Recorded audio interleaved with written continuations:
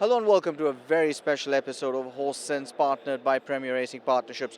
I'm Mohit Lalvani, and on this episode we have all the action and all the learnings from the Asian Racing Conference. Yes, I did travel across to Hong Kong for the 2014 Asian Racing Conference. Let's go straight over to day one.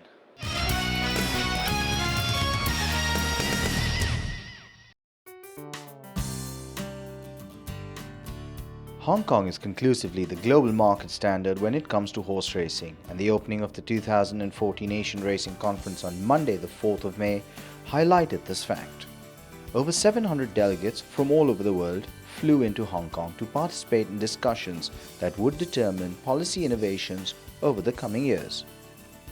While the conference officially opened on the Monday, the delegates and international media were all seen at Sharton Racecourse for the Group 1 Champions Mile, one of the top mile races of the racing year. Among the leading contenders were the local favourites Abel Friend and California Memory. Abel Friend had run second in the Hong Kong Derby, after which he won the Group 1 Chairman's Trophy and had the services of Moreira in the saddle. The raiders included the world travellers Gordon Lord Byron, who had recently won the Group 1 George Ryder Stakes in Australia, and the champion miler from the powerful stable of Mike de Kock Variety Club, the winner of the Group 2 Godolphin Mile on World Cup night. Sitting up on the early pace, almost contesting the lead right from the start, Variety Club quickened away from the field and never looked to be in any kind of trouble. He won with a few lengths to spare. After the race, de Kock labelled this horse as the best miler he had brought to Hong Kong, and jockey Anton Marcus said that this victory was the highlight of his career. Very well done. He's just outstanding, isn't he? There's no other way to describe him. No, he's a super horse and he wants to win. That's the most important thing, He's got a hell of a character. We're gonna just take everything in and we'll discuss it later.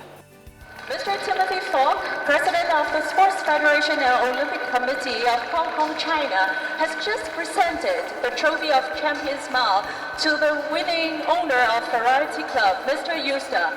And now he's going to present the gold-plated dish to Mr. Yusta, the winning owner of Variety Club. Congratulations.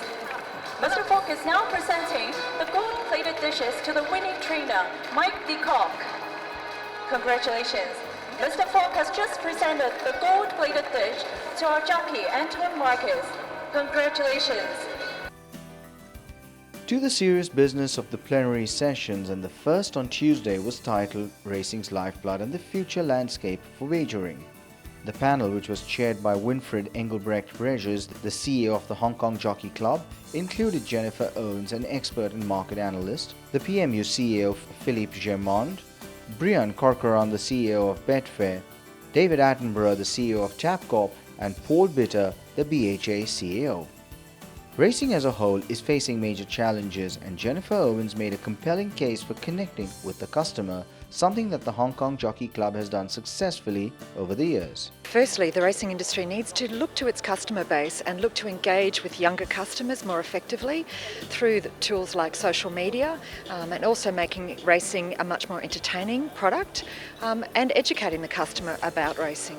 Well, I think in Hong Kong, this horse racing is such a big part of the culture and so much of what people like to do with their free time. And there's no other sport in Hong Kong, not cricket, not football, not rugby, that even compare to horse racing. Horse racing is head and shoulders the most popular sporting entertainment in Hong Kong. And it's just remarkable that every single race meeting, we have big crowds, great excitement, and great interest. And I think that's what really makes Hong Kong so special. And now we've been able to elevate the quality of the racing and the quality of the experience. And we've seen tremendous growth, and it's great to see. And our horses now competing at a very high level here in Hong Kong, as well as when they travel overseas. So it's just terrific to see the increase in the quality of the horses and the quality of Hong Kong racing over the last 5 years, and that we're trending in the right direction. The research has shown me that racing's customer base is ageing, and compared to sports betting, for example, sports betting is growing share and is forecast to outpace racing in terms of total betting within the next decade. Sports betting engages with younger customers much more effectively. Racing needs to learn from that and to tools like social media, Facebook pages, making racing events fun for young people, those sorts of things. Racing is a social activity and it's also information rich, and racing should be using technology much more effectively to engage with those younger customers. Jennifer Owens' experience of 18 years as an analyst in the wagering business and message was echoed by Winfred Engelbrecht-Bregers, who has been a driving force for the sport in Hong Kong, even as he looked ahead to the fact that amongst the most important elements of the sport was integrity. I personally think it is very clear for racing that customer centricity is key.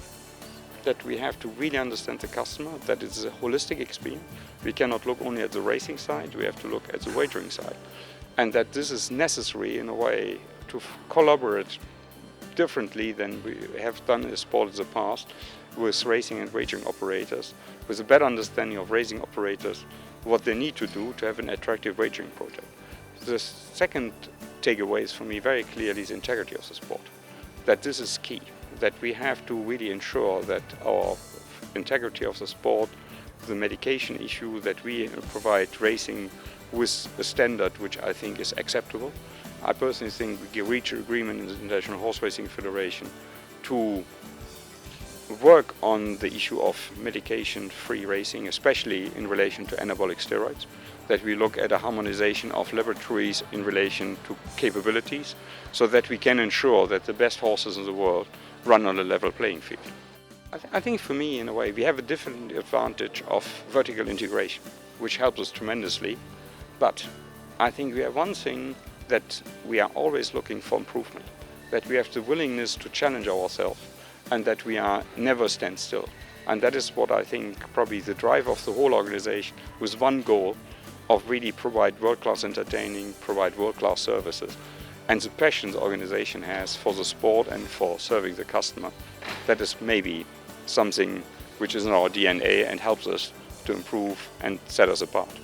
I look forward to 2016 in India. It will be a different form of conference, but this shows the variety we have in the Asian Racing Conference, and it's good because we cannot monopolize, we can only work together as partners, and we need different views, and it cannot be only a big nation. It has to be sometimes a view of somebody who lives in a more challenging environment.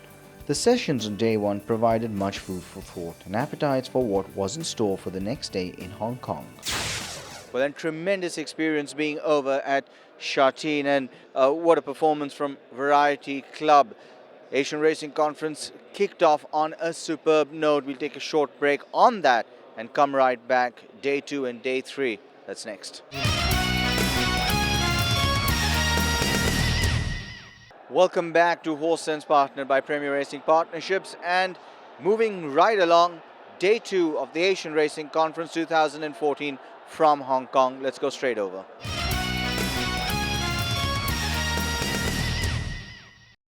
It might be fair to say that the world is divided between Samsung and Apple users.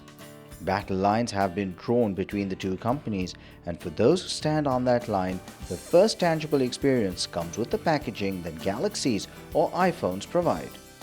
It stems from the belief that the growing demand from market dynamics isn't just about functionality of the product, but about emotive experience as well, an emotion that begins with the sense of sight. After all, wouldn't a consumer, unsure of what to buy, choose the better package, assuming a fair share of advantages for both? This was the message on day 2 of the 35th Asian Racing Conference. Day 2 of the 35th Horse Racing Conference was clear in this message about the horse racing experience as well. The session, which highlighted the innovations that were happening in the viewing experience, discussed interactive and increasingly mobile platforms with second, if not multiple screens for viewers. The Hong Kong Jockey Club is very keen to encourage viewers to participate in horse racing. Our social engagement would be actually very much focusing on getting more function into our second screen, so that the second screen can complement the primary TV screens. For example, like more POV shots being provided to the second screen, and as what I said, to liberate the viewers by providing them with more choices and let them have the power to choose whatever horses they want to watch which part of the races that they want to replay.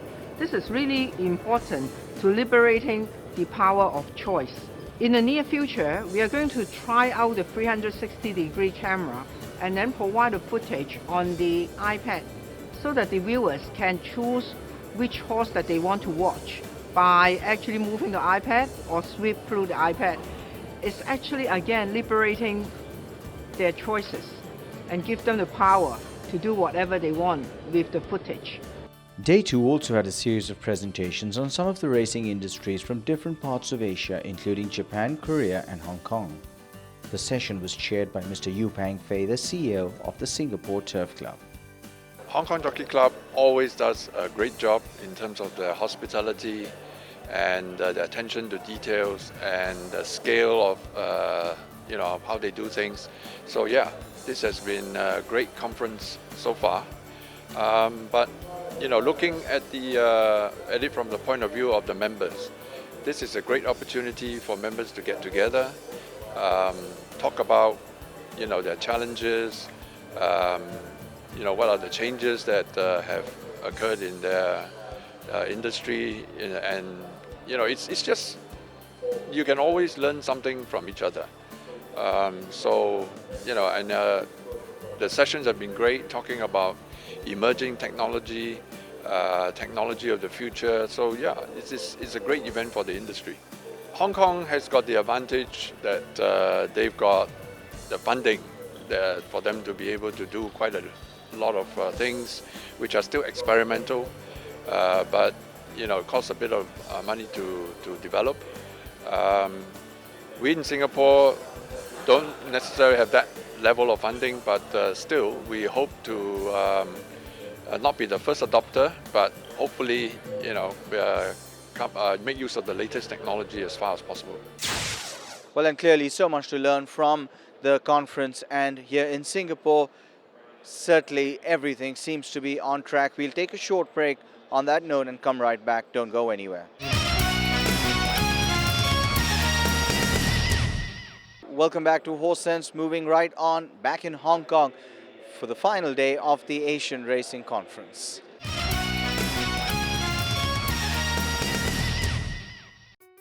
The final day of the Asian Racing Conference ended with one very important message. This was that integrity in the sport was of paramount importance to ensure that the racing world would continue to thrive.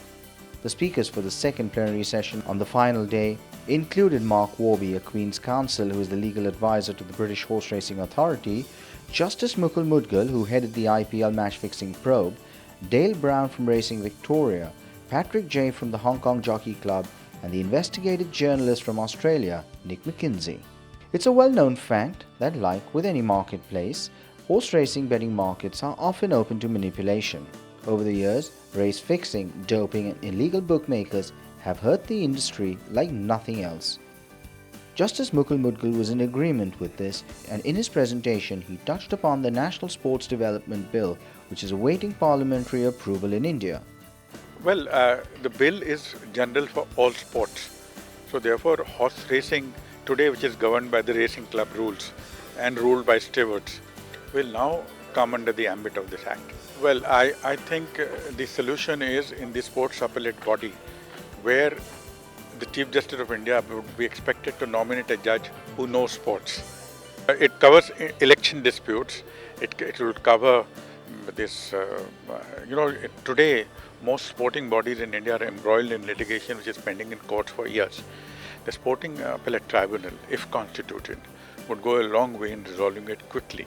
Because what's the point of, if the term of a person is run out and election is challenged, then there's no point in persisting with the dispute. The underlying message was clear, that no matter what offenders come up with next, the authorities are not far behind and will do what it takes to maintain integrity in the sport. The other important message that emerged on the final day was that the signature events are important for independent racing authorities to ensure that they are recognized on a global platform. Simon Leong from the Singapore Turf Club pointed this out about their signature events. It's been a very good conference so far. It's been a hectic few days. Hospitality of the organizing committee has been excellent. The the issues discussed here are quite pertinent to many of the racing jurisdictions and the club. I think with a conference like this, it helps for everyone to better understand the issues and some of the solutions that they can all come out together and put their brains. You get all the best brains here in racing in one conference, and it's good interaction with all the different clubs around the world, and I think it's an excellent opportunity for us to get together. I would say that personally for me, looking at some of the activities that the other clubs are doing around the world, certainly we will be all competing for the same racing dollars. For my racing colleagues, they'll be competing for horses to come from overseas, for our international races. But I think on a broader scale, we can come out in the open and talk to each other about some of these issues that we all face and issues that don't just affect us. And a lot of times when we look at our problems, we always think, oh, we are the only ones having this problem. But let's be honest, I mean, everybody else is facing about the same problem. So, you know, we will all work together to try and find a solution. The closing ceremony in the evening was in the Parade Ring at Shatin Racecourse, and as the Asian Racing Conference moves to Mumbai, India in 2016, the handover ceremony aptly punctuated an evening that brought together cultural events that were a mix of Hong Kong and India. The Hong Kong Jockey Club and the team led by Andrew Harding ensured that this particular Asian Racing Conference was rated as one of the best ever. The 35th Asian Racing Conference has been everything that I might have hoped for it. It's been so well attended from so many countries, more than 40 countries, more than 800 delegates, and the discussions have been exactly what we need to be talking about. Look, it's a massive exercise because the conference incorporates a social program. There are high expectations of that. The tours program for the accompanying persons, and then the business program. And then you add on to that all of the logistical exercises, the transport, the hotels, the registration process. I mean, this is a conference on a large scale. It started in 1960 with 69 delegates. This conference has more than 800, so it's a substantial undertaking. Well, I think what I'm particularly excited about so far as the conference in India in 2016 is this, that this conference has unearthed a great number of very important issues, but they need to be progressed. And so I'm excited that it's not that far away, January 2016, and in the time intervening, we can make the progress we need to, and then when we come together again, I'd be very hopeful that we've seen significant advances across a wide range of fronts, both regulatory and commercial. I suppose what takes place at the conference in terms of its business program falls into two categories. There are those matters that are educational, they share ideas, and the delegates take them back individually, and to the extent that they're applicable domestically, they do that. The other category are those ideas which are, I suppose, the big ideas, the industry changing things, and they're the things that the Secretariat of the Asian Racing Federation has the responsible for carrying forward between conferences. So with delegates looking ahead to India 2016, the standards have been established by Hong Kong. Well, it's mixed feelings because Hong Kong has been truly outstanding. My biggest concern is the infrastructure for the venues, because to host 600-700 delegates at one common location is going to be a challenge. On the other hand, we have the beautiful infrastructure we have at the racecourse. So both the opening ceremony, the closing ceremony, maybe even one of the sessions can be held there.